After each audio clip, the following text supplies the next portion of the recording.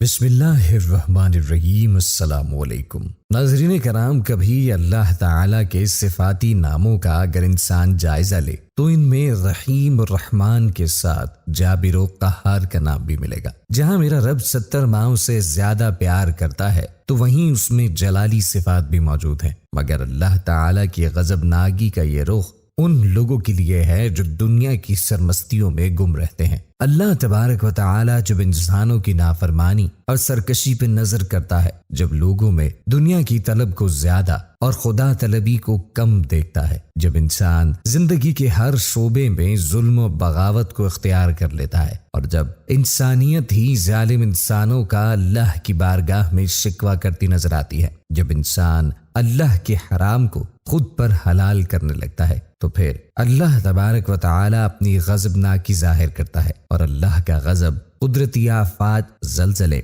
सैलाब की सूरत में ज़मीन पे नाजिल होता है। और इस अज़ाब का एक ही मकसद होता है कि बंदे के आमाल की इस्लाह हो जाए और वो अपने रब की बंदगी की तरफ वापस लौट आए। वो उस मकसद की तरफ लौट आए कि जिसके लिए अल्लाह तबारक व तआला ने इंसान को पैदा किया था। अल्लाह तबारक व तआला की इबादत करने के लिए इस रूए ज़मीन पे फरिश्ते, जिन और दीगर बहुत सी मखलूक़ात मौजूद हैं, लेकिन अल्लाह का इंसान को पैदा करने का बुनियादी मकसद ये था कि ये इंसान अपने जैसे दूसरे इंसानों से मोहब्बत करे और उनसे अल्लाह के लिए प्यार करे। फिर अल्लाह अपनी कुदरत से ऐसे नज़ारे दिखाता है कि हर गौर व फिक्र करने वाले शख्स को, बाशऊर इंसान को ये बात मालूम हो जाती है कि कहीं कोई ताकत, एक ज़ात ऐसी ज़रूर मौजूद है कि जो चाहे तो पल भर में इस दुनिया की तमाम तरक्की को, इंसान की तमाम ताकत को मलियामेट कर सकती है। नाज़रीन गिरामी, आज की वीडियो में कुछ ऐसे ही मनाज़िर आपके सामने पेश किए जाएंगे जो अल्लाह की ताकत और कुदरत का इदराक करवाते हैं और इंसान को तौबा व इस्तिग़फ़ार करने पे मजबूर करते हैं। नाज़रीन कराम, याद रहे कि अल्लाह के गज़ब से बचने का तरीक़ा तौबा व इस्तिग़फ़ार ही है। लिहाजा इंसान को हर वक्त अल्लाह तबारक व तआला के सामने झुकना चाहिए, अल्लाह की बड़ाई बयान करे, अल्लाह तबारक व तआला से अपने लिए बख्शिश का सवाल करना चाहिए। नाज़रीन कराम, वीडियो को आखिर तक ज़रूर देखिएगा और अगर आपने अभी तक हमारा चैनल सब्सक्राइब नहीं किया तो अभी सब्सक्राइब कर लें। नाज़रीन कराम, इंसान को हर वक्त अल्लाह ताला के सामने तौबा व इस्तिग़फ़ार करनी चाहिए। ये तौबा इनफरादी जिंदगी में भी नजर आए और इज्तिमाई जिंदगी में भी नजर आनी चाहिए, यानी हमारे इनफरादी किरदार पर भी ये तौबा गालिब नजर आए और इज्तिमाई किरदार पर भी तौबा व इस्तिग़फ़ार का सांचा और साया मौजूद होना चाहिए। वरना अपनी ताकत पर नाज करने वाले इंसान के लिए बेशुमार ऐसी मिसालें इस दुनिया में मौजूद हैं कि जब सुनामी ने, ज़लज़लों ने इंसान की तमाम तरक्की को, उसकी तमाम ताकत, फख्र और गुरूर को खाक में मिला के राख कर दिया। और बड़ी आम सी मिसाल मौजूद है कि जिस पर एक फिल्म टाइटैनिक के नाम से भी मौजूद है। इंसान ने यह दावा किया कि उसने दुनिया की एक ऐसी कश्ती बना ली है कि जो कभी दरिया के अंदर, समंदर के अंदर गर्क नहीं हो सकती, लेकिन किसी भी इंसान को ये ज़ेब नहीं देता कि वो अपनी ताकत, अपनी सलाहियत पे फख्र करे और इस फख्र को गुरूर और तकब्बुर की हद तक ले जाए। गुरूर और तकब्बुर सिर्फ अल्लाह तबारक व तआला की ज़ात को ही जचता है और अल्लाह ताला ने उस कश्ती का जो हाल किया वो पूरी दुनिया जानती है। दुनिया में पेश आने वाले ये तमाम हैरतनाक मज़ाहिर देखकर इंसान को अल्लाह से रहम का सवाल करना चाहिए और उसकी तरफ वापस लौट कर आना चाहिए। नाज़रीन कराम, हम में से हर किसी शख्स ने आसमान से बरसती बारिश को देखा है, लेकिन अगर पानी एक हद से बढ़ जाए तो ये रहमत नहीं, ज़हमत बन जाती है। ये सैलाब और तूफान की सूरत इख्तियार कर जाता है जो कि एक बड़ी तबाही का सबब बनता है और ये तबाही इतनी खतरनाक होती है कि ये बस्तियों की बस्तियों को बहा कर ले जाती है और सफाए हस्ती से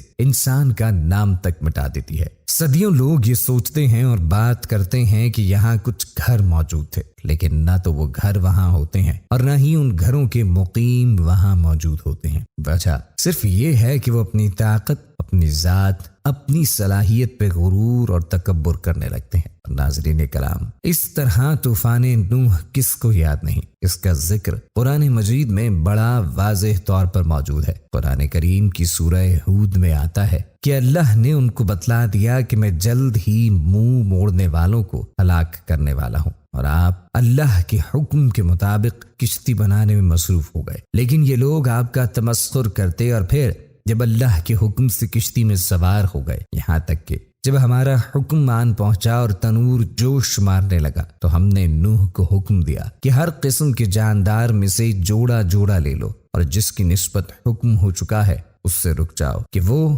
ہلاک ہو جائے گا، اسے چھوڑ دو۔ اپنے گھر والوں میں سے جو ایمان لائے انہیں کشتی میں لے کے سوار ہو جاؤ، اور بہت کم ہی ہیں جو تمہارے ساتھ ہوں گے۔ یعنی اللہ تعالی نے واضح طور پہ حضرت نوح علیہ السلام کو یہ بتلا دیا کہ ان کے خاندان کے لوگ بھی ان پر ایمان لانے والے نہیں، اور اللہ تعالی انہیں بھی ہلاک کر دے گا۔ قرآن کریم کے اندر ہی اس کی مزید تفصیل بتائی گئی ہے۔ جب حضرت نوح علیہ السلام نے ہر قسم کے جانداروں کے ایک جوڑے کو کشتی میں سوار کر لیا اور اہل ایمان کو بھی، تو اللہ نے قوم نوح پہ عذاب نازل کیا۔ اسے قرآن میں یوں بیان کیا کہ ہم نے زور کنی یعنی بارش سے آسمان کے دہانے کھول دیے، اور زمین پہ ہم نے چشمے جاری کر دیے، تو پانی جس کام کے لیے حکم ہو چکا تھا جمع ہو گیا، تو نجات پانے والے کشتی میں محفوظ رہے اور باقی سب غرق ہو گئے۔ اور آپ نے اپنے بیٹے کو بھی پکارا لیکن وہ انکار کرنے والوں میں ہوا۔ اس نے پہاڑ پر سہارا لے کر بچ جانے کا خیال کیا، لیکن طوفان نے اسے بھی غرق کر دیا۔ اتنے میں ان دونوں کے درمیان ایک لہر آئی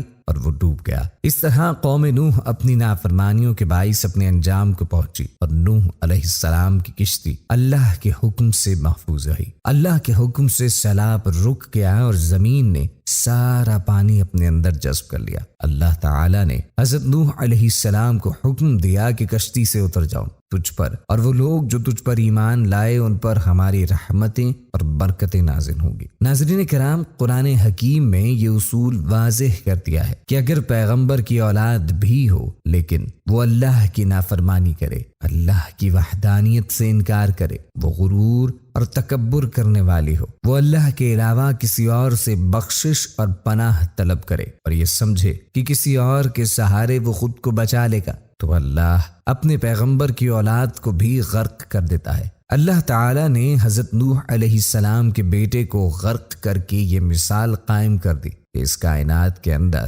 بخشش کا سوال صرف اللہ سے کیا جائے، سہارا صرف اللہ تعالی کی ذات سے طلب کیا جائے، پناہ صرف اللہ تعالی سے مانگی جائے، اسی کو اپنا خالق، معبود، رازق، حفاظت کرنے والا، نقصان پہنچانے والا اور نفع پہنچانے والا خیال کیا جائے، اور اس کے پیغمبر محمد صلی اللہ علیہ وآلہ وسلم کے نقش قدم پہ چلتے ہوئے اپنے رب کو راضی کیا جائے۔ ناظرین کرام، امید کرتے ہیں کہ ہماری آج کی یہ ویڈیو آپ کو پسند آئی ہوگی۔